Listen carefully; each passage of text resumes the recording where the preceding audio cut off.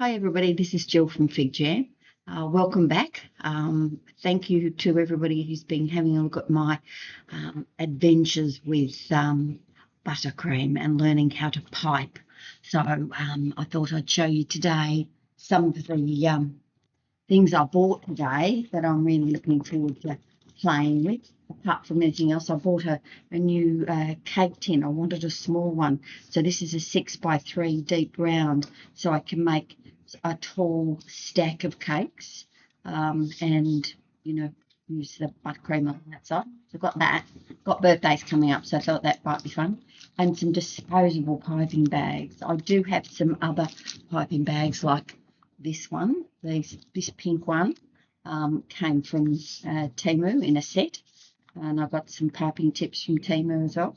And they've turned out to be pretty good, really. But I wanted to get some disposable ones to expand. And I bought some of these gorgeous over-the-top bloom, they're called. They're lots of baubles and little ones and all different sizes. And I want to put those on top of the roses that I pipe.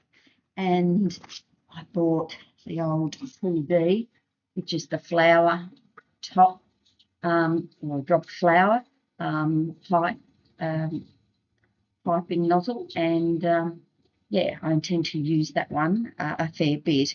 I've practiced roses, but this is a better quality tip than the ones I currently have. And then I needed to expand my colour range, so I got these. These are the gel paste. So this is a green. Obviously, you can see that by the lid. And yeah, green. This one's lavender. I want to use that one to make flowers that look like the hydrangeas. So that'll have a mix of the mauve buttercream around the outside, and right in the centre will be white. So it's mostly mauve, but with a little white in the centre. And then I wanted some yellow. So I've got the piping tip to make leaves, so I'm going to have a bash at that.